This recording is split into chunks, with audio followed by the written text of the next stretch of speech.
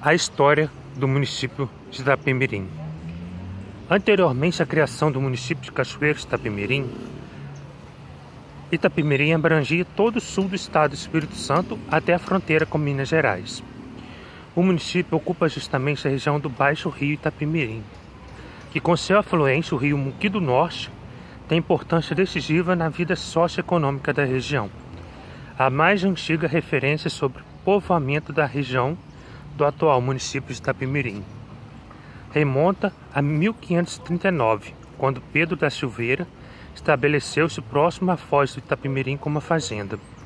A região, entretanto, permaneceu até no século XVIII, sem nenhuma maior ocupação, somente após o célebre ataque dos indígenas puris, em 1771, que os mineradores da região da Serra do Castelo, em fuga, vieram em parte se estabelecer na foz do rio Itapemirim. Dois desses mineradores, Pedro Bueno e capitão Baltazar Caetano Carneiro, adquiriram os direitos de Inácio Cacundo a uma fazenda com engenho de açúcar, que fora fundada em torno de 1600, por Domingos de Freitas Bueno Caxangá. Essa propriedade, denominada Fazendinha, localizava-se onde é a cidade de Vila de Itapemirim. Entre os fugitivos dos puris estava o vigário do Arraial de Santa Ana de Castelo, padre Antônio Ramos e Macedo, que trouxe para a então capela da Fazendinha as imagens de Nossa Senhora da Conceição, São Benedito, a pia batismal e o sino que serviam para a nova paróquia, depois dedicada a Nossa Senhora do Amparo. A região progrediu com o surgimento de novas fazendas, a concessão de Seis Marias e a legalização das propriedades, no período final do século XVIII, início do século XIX. Toda a vida econômica baseava-se na cultura da cana e na produção de açúcar e aguardente. O progresso tornou-se tal que, pelo alvará de 27 de junho de 1815, foi criado o município de Vila de Itapemirim, sendo patrimônio da Câmara demarcado pelo ouvidor José Líbano de Souza, numa área de meia légua quadrada, instalada 9 de agosto de 1815. Nesta época havia 9 engenhos de açúcar, desde a foz do rio Itapemirim até as cachoeiras onde hoje fica a cidade de Cachoeiras de Itapemirim. Era Males, Aguapé, Barra Seca, Areia, Boa Vista, Coxia, Paineiras, Poço Grande e São Gregório da Ribeira. A população da região atingiu em 1824 2.332 habitantes, sendo 1.184 livres de escravos, vivendo em 227 habitações.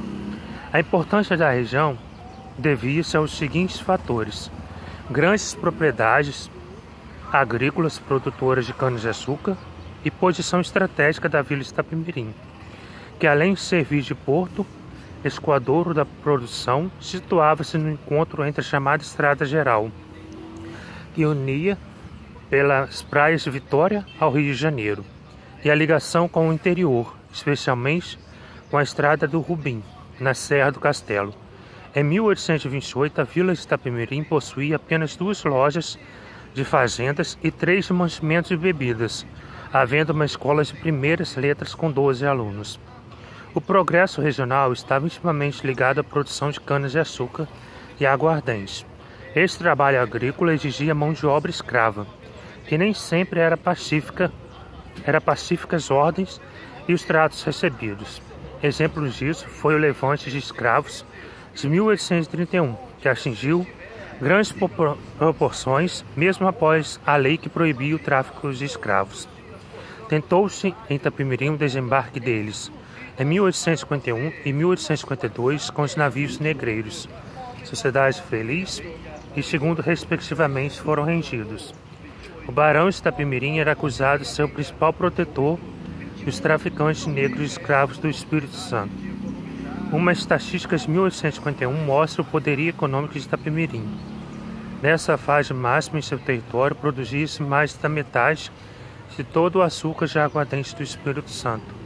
Havia 22 engenhos com 1.348 escravos, produzindo 78.600 arrobas de açúcar. 2 estabelecimentos produzindo 622 pipas de aguardente, além de 13 grandes fazendas, com 415 escravos rendendo 18.600 arrobas de café. Esse notável desenvolvimento econômico produzido pelo cultivo de cana-de-açúcar resultou no período de maior projeção do município de Itapemirim, que foi entre 1850 e 1870. Já em 1852, o porto de Itapemirim era ligado por navegação regular a vapor com Anchieta, Benevente, Guarapari, Vitória, Santa Cruz, São Mateus, Caravelas. Bahia exportava principalmente o açúcar, a aguardente e o café da região. Desde o período, são grandes os casarões de fazenda, hoje desaparecidos em quase toda sua totalidade, inclusive o que tinha forma de castelo da fazenda Santo Antônio de Muqui, pertencente ao barão de Itapemirim. São desta época também os casarões que enriqueceram a paisagem urbana da vila de Itapemirim e a igreja Nossa Senhora do Amparo, que é a terceira construída no local.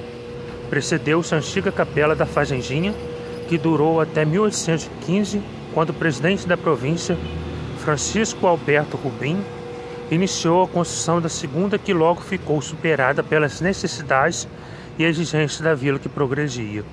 Boa parte das construções na vila de Itapemirim tiveram como material as pedras que vinham nos navios, servindo de lastro, que eram despejadas para dar lugar ao açúcar, para embarcar com a decadência do açúcar, pelo aviltamento nacional de seus preços. Surgiu no interior do Vale de Itapemirim e provocou a emancipação a 25 de março de 1867. O município de Itapemirim ficou reduzido a uma faixa costeira. Assim iniciou-se um processo lento, mas contínuo de decadência, pois o açúcar já não mais tinha grande representação econômica. E a região do café, que gerava riqueza, ficou toda anexada ao novo município de Cachoeiros de Itapemirim. Em 1871, havia no município de Itapemirim 4.680 habitantes livres e 2.003 escravos.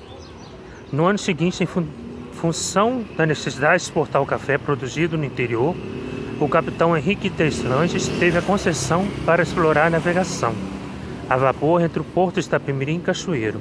Essa navegação iniciou-se em 3 de abril de 1876, com 4 vapores acrescida, posteriormente mais 4 outros, sendo exclusivos de passageiros. A navegação do rio Itapemirim progrediu com algumas dificuldades até que em 1881 o capitão Deslandes transferiu ao português Simão Rodrigues Soares a concessão nessa nova fase, com a subvenção oficial de 18 contos de réis por ano. Restabeleceu-se, ampliou-se a navegação, que atingiu também portos vizinhos e fez desenvolver no porto da Barra de Itapemirim um novo centro urbano, a Barra de Itapemirim, com a imponência do trapício, construído em 1866, e de outros casarões e igrejas no final do século.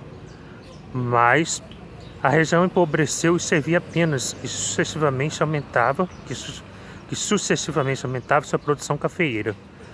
No governo de Muniz Freire, 1892 a 1896, foi feito um contrato para estabelecer um engenho central em Itapemirim. Entretanto, somente no governo de Jerônimo Monteiro, de 1908 a 1912, houve a efetivação de medida com a criação da usina Paineiras, destinada a modernizar e ampliar a produção de açúcar.